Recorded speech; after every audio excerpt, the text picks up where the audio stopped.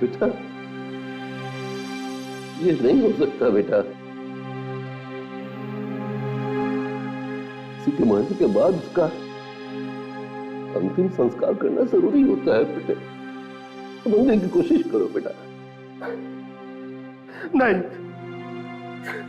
अपनी अनीशा को कहीं नहीं भेजूंगा। मेरी अनीशा मेरे साथ रहेगी, कहीं नहीं भेजूंगा उसे। रणवीर भैया, समझाओ भैया, समझाओ। भैया हम सब आपको दुख समझ सकते हैं। प्लीज भैया ऐसी जिद मत कीजिए। आप कब तक भाभी के शरीर को ऐसे संभाल के रखेंगे? हमेशा के लिए अपनी अनीशा को अपने साथ हमेशा के लिए रखो। देखो बेटा, इसके आत्मा की शांति के लिए इसका अंतिम संस्कार करना ही पड़ेगा। इसे ले जाने दो बेटा। नहीं, नहीं, अपनी अनीशा को अपने से अलग नहीं करूंगा। मेरी अनीशा मेरे साथ रहेगी और मैं ये बात मानने को तैयार नहीं कि वो इस दुनिया में नहीं है। साथ में मेरे पास। पर भैया आपको मानना पड़ेगा। ये कैसी आवाज है? ये तो किसी के पानी में गिरने की आवाज है। चलिए। क्या हुआ? क्या हुआ? क्या हुआ?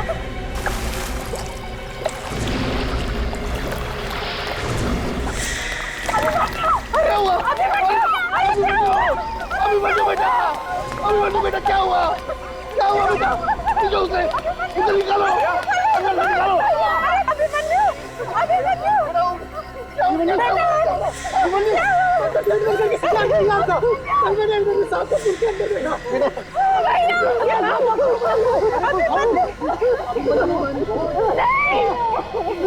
ये नहीं हो सकता, ये नहीं हो सकता। अभिमन्यु मुझे छोड़ के नहीं जा सकते। बुलाओ, सीआईडी को बुलाओ, सीआईडी को बुलाओ।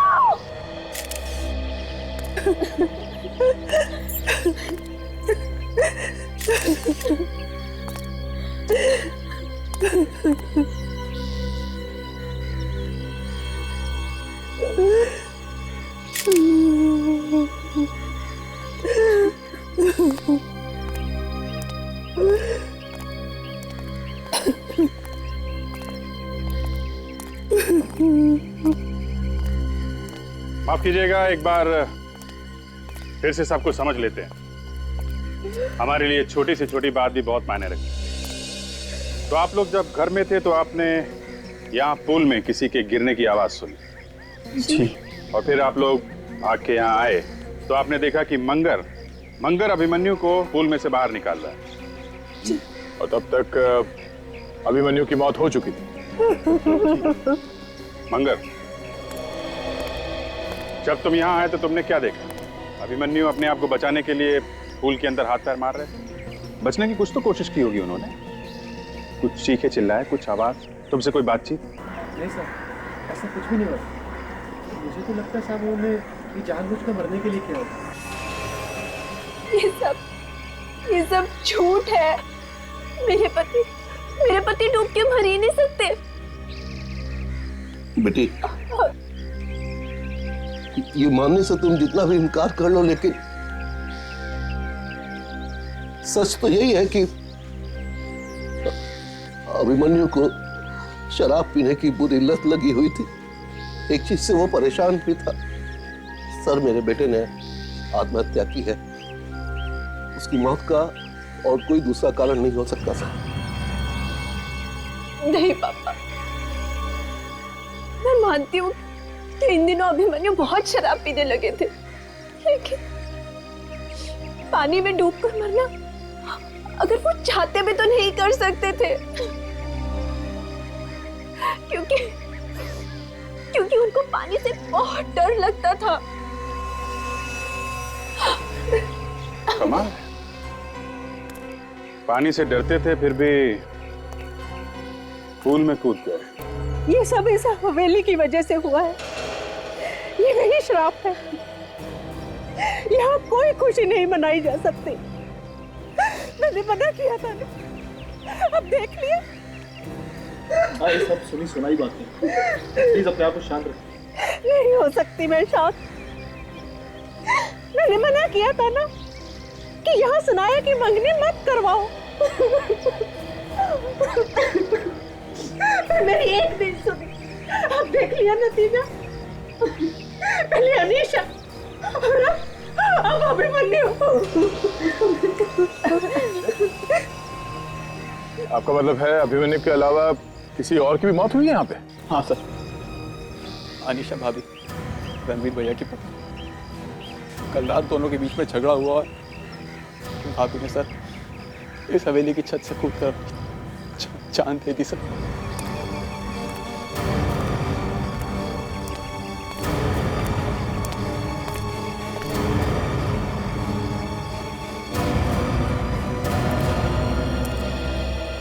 लाश छत से या नीचे गिरी है तो यहाँ पे खून पड़ा होना चाहिए था, या तो खून का छींटा भी नहीं। डर के मारे साफ कर दिया हुआ इन लोगों ने। कुछ गड़बड़ है।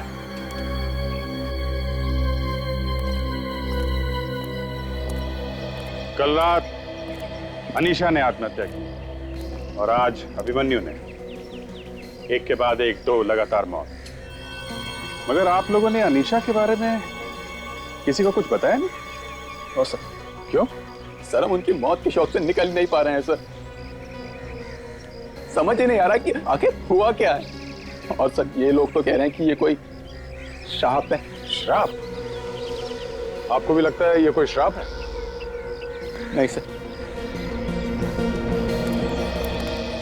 हाँ सचिन सर, इसके शरीर में चोट का कहीं कोई निशान नहीं है सर। देख के तो ऐसे ही लगता है कि इसकी मौत पानी में डूबने से ही हुई है। सर, कोई भी आदमी अगर पानी में कूदेगा तो वो 1-2 मिनट के अंदर कैसे डूब सकता है सर? डूबने के लिए इसे कुछ तो टाइम लगेगा सर। हाँ सर, एक बात अजीब सी है कि कोई भी आदमी कुछ ही मिनटों के अंदर पानी में डूब के कैसे मर सकता है? मिनट्स कहाँ सचिन, घर से पुल तक आने में मुश्किल से 10-12 सेकंड लगेंगे। ये आत्महत्या है या नहीं ये देखना पड़ेगा। रेडी? लाश को फोरेंसिक लैब भेजो। Yes sir. ये अनीशा की लाश कहाँ है? चलिए दिखाई।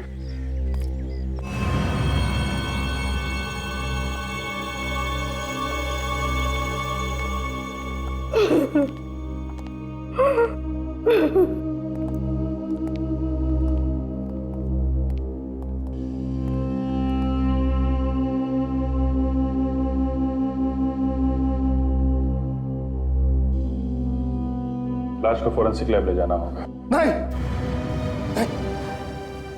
अनुष्का मेरी बीवी है, वो कहीं नहीं जाएगी। आप उसे कहीं ले जा सकते। वो जैसी भी है वो मेरे साथ रहेगी। आप लाश को ऐसे घर में नहीं रख सकते हैं। मैं उसे नहीं ले जाने दूंगा। आप कहीं नहीं ले जा सकते उसे।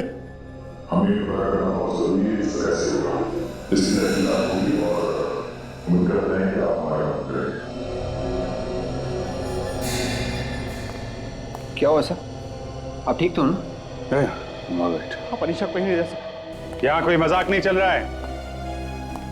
जरूरत पड़ी तो आप सबको ब्यूरो में आना पड़ेगा। यहाँ इस घर में 2-2 मौत हुई हैं।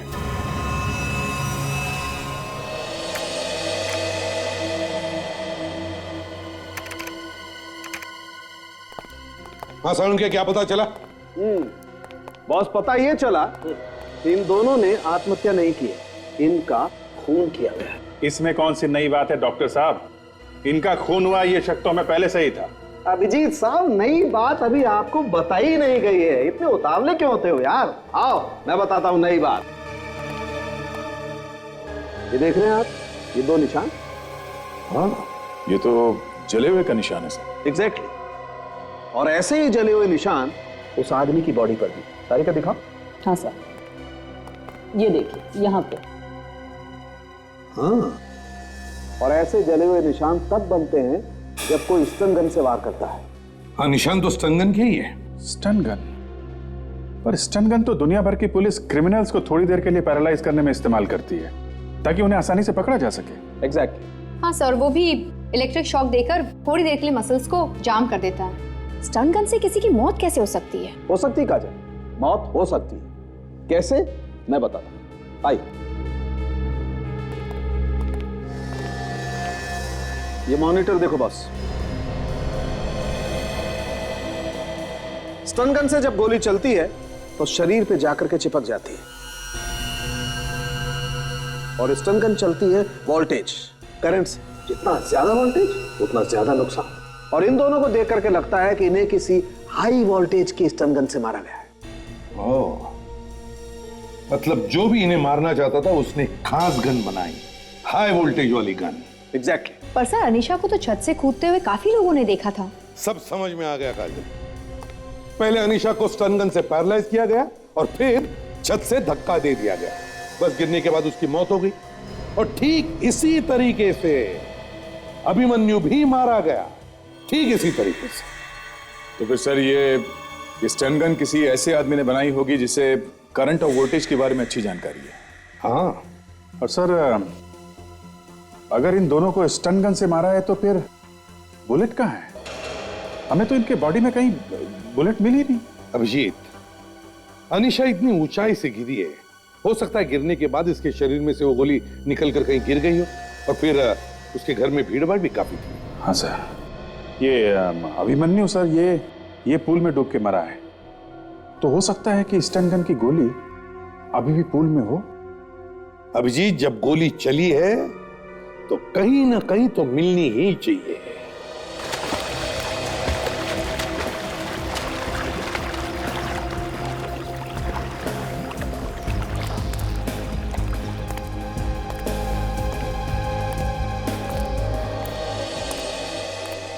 अच्छा, आप लोग ये बताइए कि अनीशा के छत से कूदने से पहले कल रात क्या क्या हुआ था? सर, कल रात मेरे और अनीशा के बीच में प्रॉपर्टी को लेकर बहस हुई और वो वहां से चली गई। मैं उसके पीछे भागा और उसने छत पर आकर दरवाजा बंद कर लिया। मैं चीखता रहा, चिल्लाता रहा, लेकिन उसने दरवाजा नहीं खोला। फिर से अचानक नीचे से आवाजें आई और मैं नीचे की तरफ भागा। मैंने वहां जाकर देखा कि अनीशा ने छत से कूदकर जान दे दी। छत का दरवाजा बंद कर लिया और यहां से कूद गई।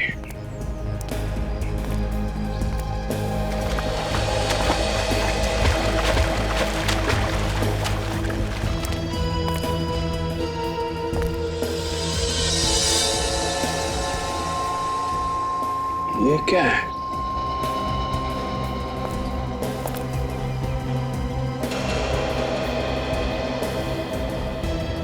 एक बात बताइए, ये ब्रेड का टुकड़ा यहाँ पे क्या कर रहा है? ब्रेड का टुकड़ा? हाँ, किसने खाया इसे? ओ हाँ, 2-3 दिन पहले छत का दरवाजा खोला गया था साफ सफाई और सजावट के लिए, तो किसी वर्कर ने खाया होगा।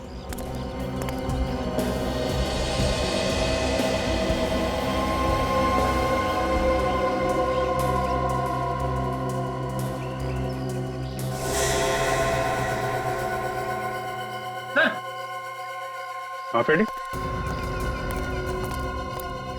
ये देखिए सर, ये टिश्यू पेपर मिला है और इस पे देखिए ये WB लिखा हुआ है सर। WB? ये तो किसी फूड आउटलेट या रेस्टोरेंट का टिश्यू पेपर लगता है। कहीं ये ब्रेड का टुकड़ा या सैंडविच इसी फूड आउटलेट से तो नहीं मंगाया गया?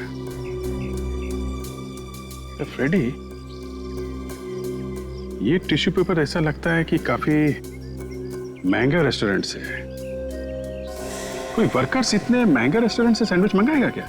और सर, ये अनीशा जो है वो गुस्से से आई थी टेरेस पे, वो सैंडविच खाते हुए तो नहीं आई होगी ना? हाँ फ्रेडी, इसका मतलब वर्कर से यहाँ के जाने के बाद और अनीशा के छत पे आने से पहले कोई यहाँ पे था जो यहाँ बैठ के सैंडविच खा रहा था और अनीशा का इंतजार कर रहा था। सर, स्विमिंग पूल को अच्छी तरह से चेक कर लिया है सर। स्टन गन से निकली कोई भी चीज नहीं मिली है वहाँ पे सर। हाँ सर, पूल के आसपास भी अच्छी तरह से देख लिया, वहाँ भी कुछ नहीं मिला। बहुत चालाक है खूनी। हवेली में शराब की आड़ में एक के बाद एक खून कर रहा है, हत्या को आत्महत्या दिखाने की कोशिश कर रहा है। सचिन खूनी जो कोई भी है, वो ना सिर्फ स्टन गन बनाने के बारे में जानता है, बल्कि उस परिवार के हर एक आदमी के बारे में सब कुछ जानता है। सर, कहीं ये खूनी मंगर तो नहीं है? नहीं फ्रेंड, मंगर हो ही नहीं सकता। अरे मंगर तो अनपढ़ है, वो क्या जानेगा स्टन गन बनाने के बारे में। सर एक बात और, इस खूनी को कैसे पता था कि अनीशा उसी वक्त छत पे आने वाली है? उसने कोई ऐसा प्लान बनाया जिसकी वजह से उसे मालूम था कि रणबीर से मिलने के बाद अनीशा छत पर जरूर आएगी। और सर ये अभिमन्यु, उसे भी प्लान करके ही स्विमिंग पूल पे बुलाया होगा सर। बिल्कुल विवेक, बिल्कुल। खूनी इस परिवार के हर एक आदमी के बारे में सब कुछ जानता है, स्टन गन बनाने के बारे में जानता है। हो न हो, खूनी जरूर इस घर का ही कोई आदमी है। सर, वो जो ब्रेड का टुकड़ा आप लोगों को छत पे से मिला था, वो एक डाइट सैंडविच था। Diet sandwich? जी सर। खूनी डाइट करता है? सर, काजल, सर इस टिश्यू पेपर पर जो अल्फाबेट्स लिखा हुआ है WB, ये एक फूड आउटलेट का है। क्या नाम है फूड आउटलेट का? ये देखिए सर, व्हाइट ब्रेड खार में। व्हाइट ब्रेड खार? पता लगाओ इस व्हाइट ब्रेड फूड आउटलेट में जाकर कि किसने ऑर्डर किया था वो डाइट सैंडविच। अरे ये देखिए सैंडविच की दुकान, व्हाइट ब्रेड।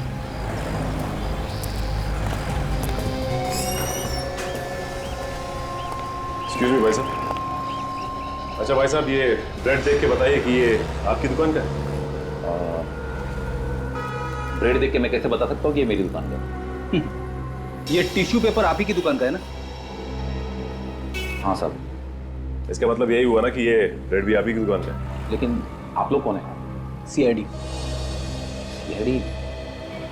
क्या बात है साहब, मेरे सैंडविच में कोई गड़बड़ है क्या? नहीं, एक मौत हुई। मेरे सैंडविच से मौत हो गई साहब? अच्छा, रणवीर मेंशन में सैंडविच आप ही की दुकान से गया था ना? हाँ साहब, याददाश्त बड़ी अच्छी है तुम्हारी। वो एक सैंडविच के लिए 3 बार फोन आया था, इसलिए याद रह गया। 3 बार? हाँ साहब, वो फोन का नेटवर्क ठीक नहीं था, फोन बार बार कट रहा था। अच्छा, कौन था वो आदमी? कोई अनीशा नाम की मैडम का फोन था। अनीशा ने तुम्हें फोन किया था? हाँ सर, लेकिन सैंडविच उन्होंने अपने लिए नहीं मंगाया। फिर किसके लिए मंगवाया था? एक आदमी के लिए मंगाया था। ये तुम्हें कैसे मालूम? वो जब ऑर्डर दे रही थी तो उस आदमी से पूछ के दे रही थी। तुमने उस आदमी से बात की क्या? नहीं सर, लेकिन वो बीमार था। इसे तो CID में होना चाहिए था। क्या है सर? कुछ नहीं। तुम्हें कैसे मालूम कि वो आदमी बीमार था? सर वो मैडम बात करी थी तो पीछे वो आदमी खांस रहा था। अच्छा ये बताओ कि यहाँ से डिलीवरी लेके कौन गया था? सर वो चंदू गया था। चंदू इधर आओ। अच्छा चंदू, ये बताओ कि परसों रात रणवीर मेंशन में सैंडविच लेके तुम ही गए थे? डरो नहीं, सब कुछ बता दो। सर वो डिलीवरी लेके मैं गया था सर। किसने ली थी डिलीवरी? सर वो एक मैडम थी, गेट पर खड़ी थी, मेरा इंतजार कर रही थी सर। अच्छा, ये फोटो देख के बताओ कि इनमें से कौन थी वो? सर यही थी, पक्का सर, यही लड़की सर। ठीक है, तुम जा सकते हो। जी सर। बात समझ में नहीं आई, घर में इतनी बड़ी पार्टी थी और अनीशा ने सैंडविच मंगाया, और वो भी किसी बीमार आदमी के लिए। कौन हो सकता है ये? जरूर खूनी होगा।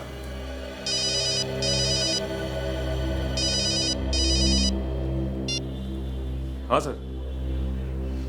क्या? ठीक है सर, अब पहुंचते हैं हॉस्पिटल। Yes sir.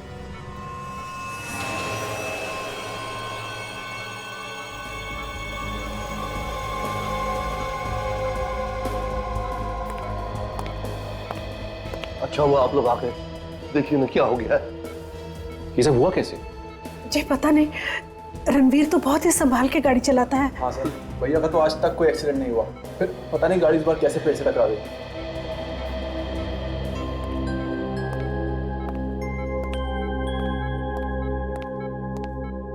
डॉक्टर साहब कैसी तबीयत है रणबीर की? He is absolutely fine. छोटी सी चोट लगी है, कल तक डिस्चार्ज कर देंगे। एक बात बताइए, रणवीर कोई दवाई वगैरह ले रहा था किसी चीज के लिए? दवाइयाँ? नहीं सर, भैया को तो कोई प्रॉब्लम ही नहीं है। क्या बात है डॉक्टर साहब, आपने ऐसा क्यों पूछा?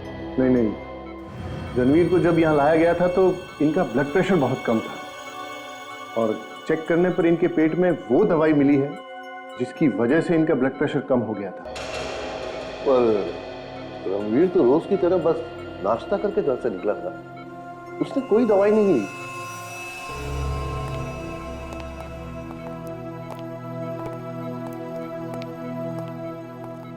नाश्ते में ही दवाई मिलाई है किसी ने। ये एक्सीडेंट इस दवाई की वजह से हुआ है। जिस दवाई से रणवीर का बीपी गिरा था वो उसे खाने में मिला के दी गई थी। रणवीर को सुबह नाश्ता किसने दिया था? जी, नाश्ता तो रोज मंगर ही बनाता है। मंगर? कहाँ ये मंगर, जरा बुलाइए। मंगर, मंगर, बेटी जरा देखना। जी पापा। लेकिन सर, मंगर ऐसा नहीं कर सकता।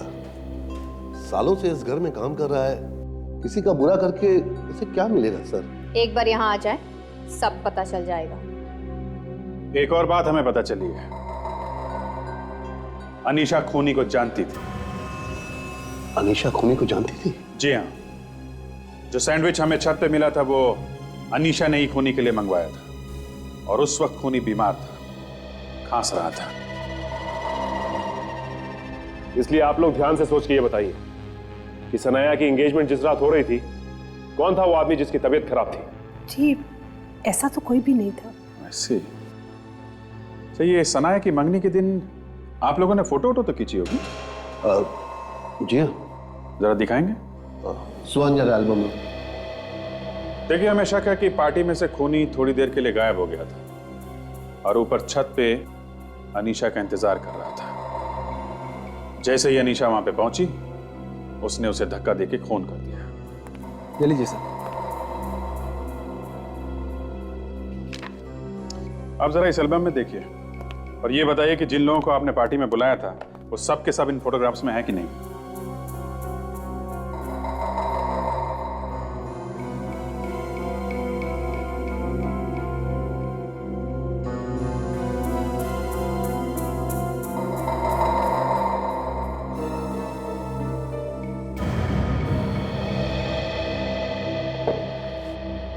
यहाँ तो सभी सभी नहीं है। सुहान तो है ही नहीं फोटो में। मैं? लेकिन सर, मैं इन फोटोज में कैसे हो सकता हूँ? ये फोटोज मैंने तो खींची हैं। पापा, मंगर घर में नहीं है। घर में नहीं है? मुझे लग ही रहा था। पहले अनीशा, फिर अभिमन्यु, अब रणबीर। इसके पहले कि खूनी अपने अगले शिकार तक पहुंचे, हमें उस तक पहुंचना होगा।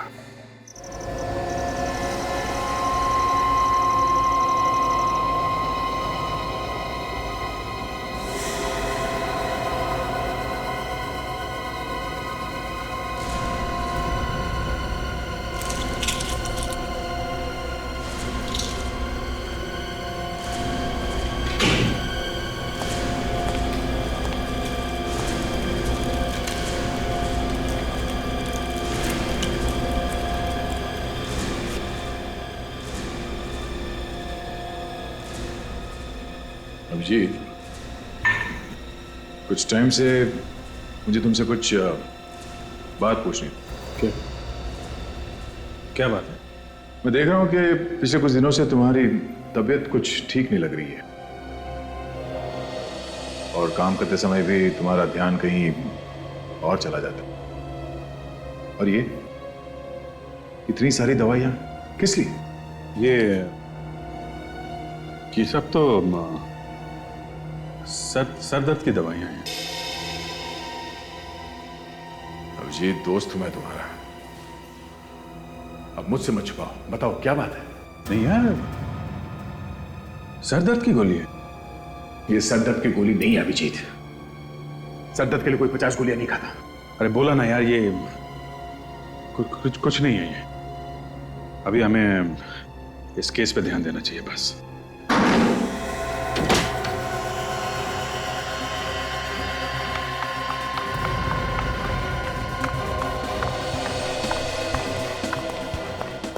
तो काम्या, ये कहाँ जा रही है? घर वालों को बोला था कि कमरे से बाहर मत निकलना।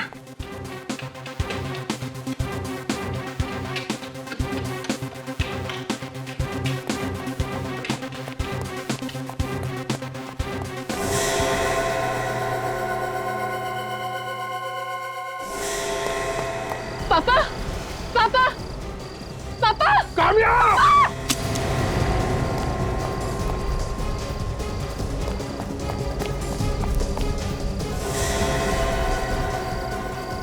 Hey!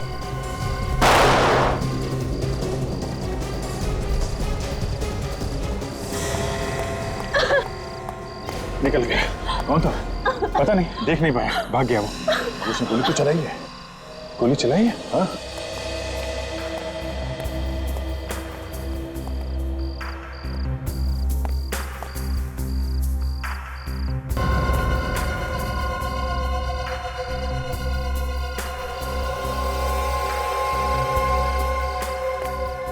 क्या? Stun gun. काबिल, क्या हुआ?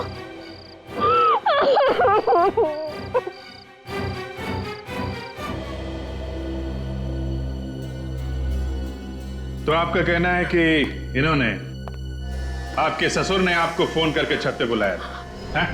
हाँ सर, मुझे इनका फोन आया था। इन्होंने कहा कि इनकी जान खतरे में। बस जब मैंने ये सुना तो मैं भागते हुए वहां चली गई। क्यों? नहीं, मैंने कोई फोन नहीं किया। और अगर मेरी जान खतरे में होती तो मैं इससे फोन क्यों करता? तो अगर आपने फोन नहीं किया है तो फोन उसी आदमी ने किया है जिसने इन्हें जान से मारने की कोशिश की थी। मगर वो है कौन? वो जो कोई भी है, उसे इस घर के बारे में सब कुछ मालूम है। कौन कहां है, क्या कर रहा है, उसे हर बात की खबर रहती है। उसे मालूम था कि इस वक्त घर के सब लोग सो रहे होंगे, इसलिए उसने काम्या को छत पे बुलाया ताकि वो इसका खून कर दे और किसी को पता भी न चले। रणवीर और सनाया तो हॉस्पिटल में है। मंगर घर छोड़ के भाग गया। अब बचे काम्या जी और आप, पति और पत्नी, और मेरा छोटा बेटा सुहान। सुहान कहाँ है इस वक्त? सुहान नीचे बेसमेंट में होगा। बेसमेंट में? वहां क्या कर रहा है? वो उसने फोटो लैब खोल रखी है, उसी में बिजी रहता है। घर में इतना हंगामा हो रहा है और वो बेसमेंट में फोटोग्राफी कर रहा है। चलिए दिखाइए कहाँ पे बेसमेंट। जी, उसे बिल्कुल अच्छा नहीं लगता अगर कोई वहां जाए तो। वो हम देख लेंगे, आप दिखाइए। आइए आइए आइए।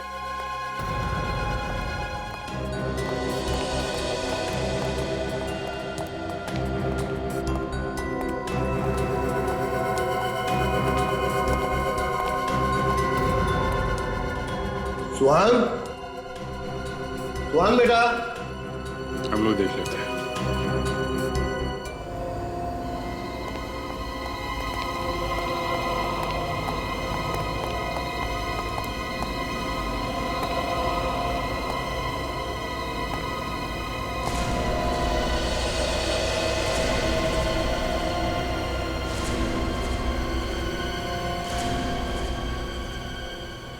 आप जरा उसे फोन करिए, देखिए कहाँ पे है वो। जी। तो स्टूडियो देखिए, सुहान को फोटोग्राफी के अलावा और क्या क्या शौक है।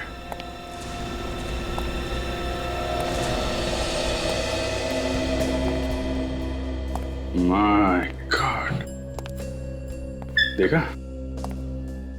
ये सब क्या है?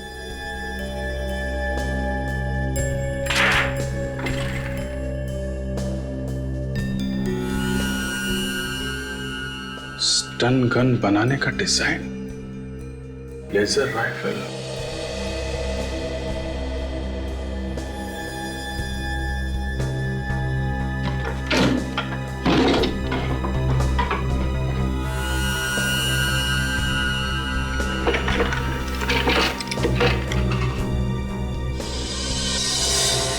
यहां बैठ के वो स्टन गन बनाता है।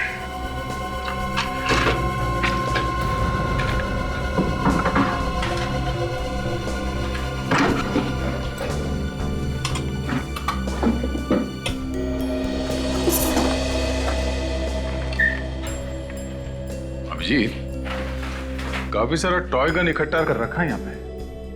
हाँ, लगता है इन्हीं टॉय गन में से किसी एक को स्टन गन बनाया होगा उसने।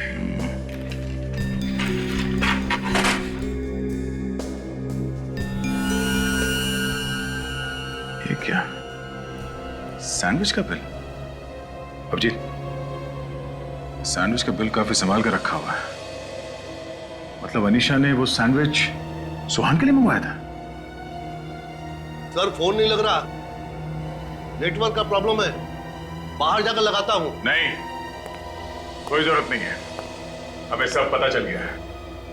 आपके बेटे को फोटोग्राफी के अलावा एक और शौक है, स्टन गन बना के लोगों के खून करने का। क्या? जी हाँ, आप सिर्फ ये बताइए कि इतनी रात वो कहाँ गया होगा, या आसपास उसका कोई दोस्त है?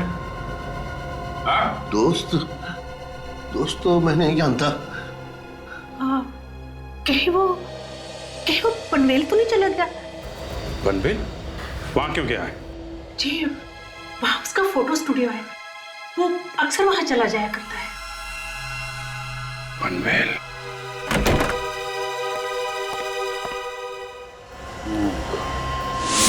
ये भी क्या?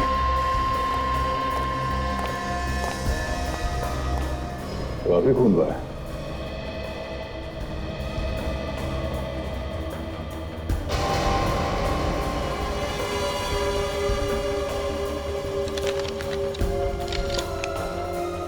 आत्महत्या का लेटर है। मैंने ही अनीशा और अभिमन्यु का खून किया है।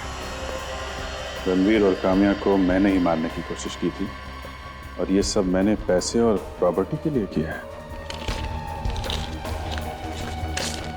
Air ticket? ये लो, 3 घंटे में ये शहर क्या देश छोड़ के भागने वाला था।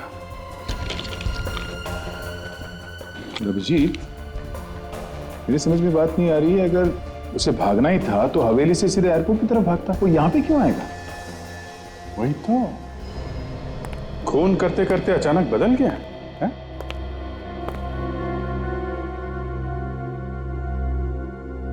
दया, ये चाकू का निशान देखा?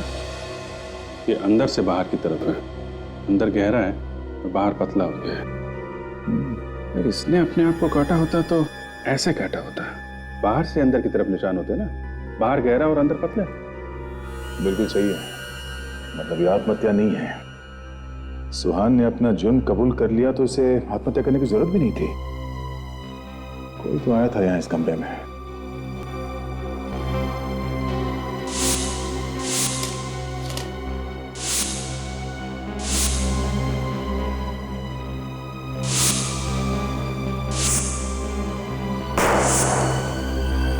अभिजीत, क्या हो गया तुम्हें? हाँ? क्या हुआ? तुम अभी लाश के ऊपर गिरने वाले थे।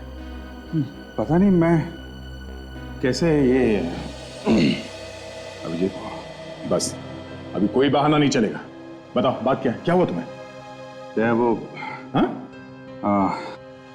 मैं बाद में बताता हूँ यार। अभी ये केस देखना है, ये ज्यादा इंपॉर्टेंट है।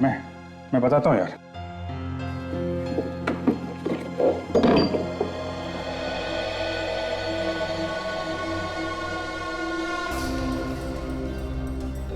Manual on stun guns. ये किताब सुहान के घर में से मिली? Yes sir. फोटोग्राफी के साथ साथ सुहान को स्टन गन बनाने का भी शौक था सर। हाँ, वो तो दिख ही रहा है, इसने हाथ से लिखा है। इतनी बारीकी से स्टेप बाय स्टेप समझाया है स्टन गन कैसे बनानी चाहिए, जैसे कि कोई प्रोफेसर या साइंटिस्ट ने समझाया हो। विवेक, पुलिस स्टेशन में फोन करके पता लगा क्या ऐसी किताब खोने की किसी ने रिपोर्ट लिखवाई है क्या? Yes sir. सर, सुहान के लाश के पास से जो लेटर हमें मिला था वो सुहान ने नहीं लिखा। वो तो मालूम ही था। सर, एक और बात। क्या? सुहान अनाथ था, इस परिवार ने उसे गोद लिया था। सब पुलिस स्टेशन में रिपोर्ट लिखवाई गई है स्टन गन वाले पेपर्स खो जाने की। सर सर, मैंने तुमसे कितनी बार कहा कि काम करते हुए मुझे डिस्टर्ब मत किया करो। प्रोफेसर, क्या बात है भाई? हम सीआईडी से हैं, आपसे फोन पे बात हुई थी। ये तो वही मैनुअल है। Thank you so much. Professor, हम ये मैनुअल वापस करने नहीं आए। वापस करने नहीं आए हैं?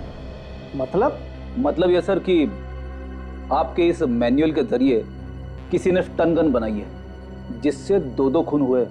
क्या? जी हाँ, ये मैनुअल हमें एक लाश के पास से मिली।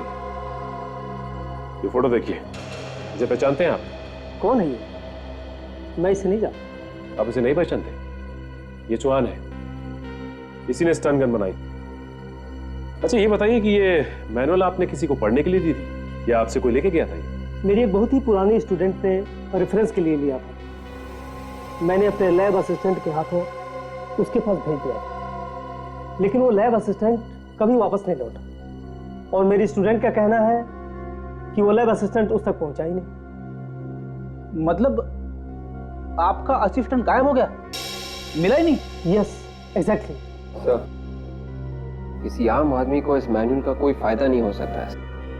इसकी जरूरत सिर्फ उसी को पड़ी होगी जो या तो इसे पढ़ना चाहता हो या फिर इसका इस्तेमाल करना चाहता हो। विवेक, प्रोफेसर के उस स्टूडेंट से मिलना होगा जिसे इसकी जरूरत थी।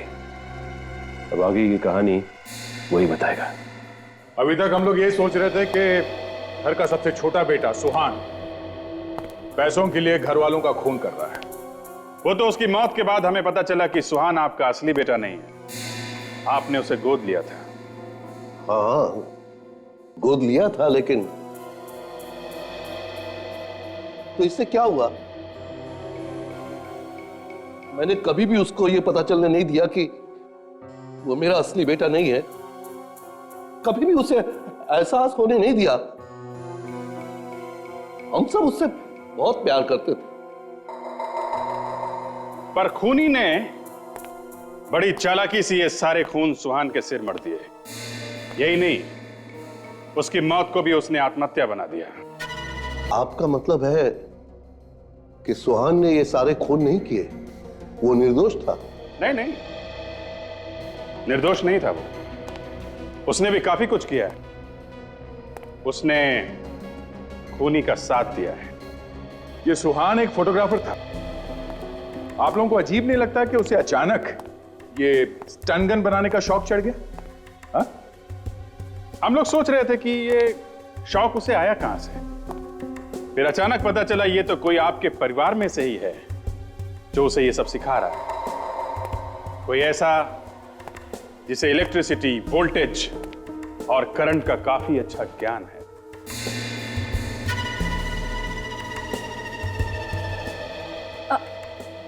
आप सब लोग मुझे इस तरह से क्यों देख रहे हैं?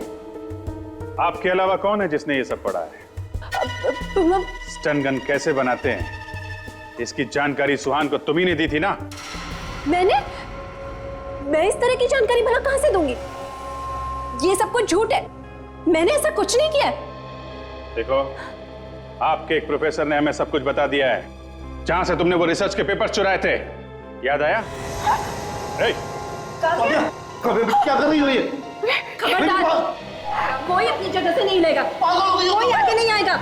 मार दूंगी जान से। कोई आगे नहीं आएगा। नहीं तो मैं बेटा नहीं। क्या कर रही हो? मार दूंगी मैंने तुम्हें।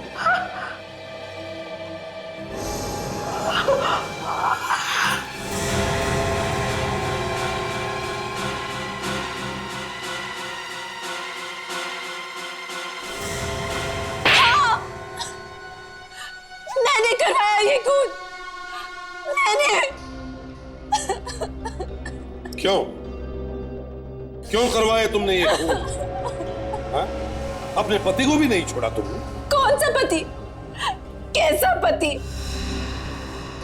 हम कुछ नहीं जानते सर। ये सब मेरे दुश्मन है, दुश्मन। हम तुम्हारे दुश्मन कब से हो गए? हमने तुम्हारा क्या बिगाड़ा है? चुप हो जाओ। जिस हवेली में तुम रह रहे हो ना,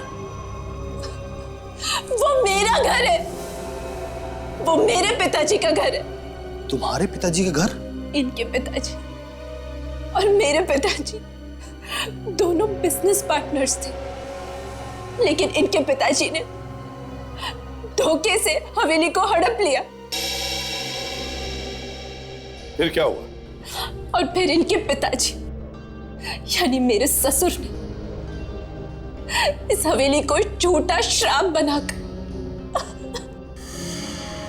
मेरे मम्मी पापा दोनों को मार डाला। लेकिन मैं बच गई और सालों बाद इन्हीं के परिवार, इन्हीं की बहू बनकर अपना बदला लेने के लिए आई, उस झूठे श्राप को सच बनाना। मगर तुमने मंगर और सुहान को अपना शिकार क्यों बनाया? वो तो तुम्हारे साथी थे ना? उन्होंने तुम्हारे कहने पे अभिमन्यु और अनीशा को मारा। मंगर लालची था, वो मुझे ब्लैकमेल कर रहा था।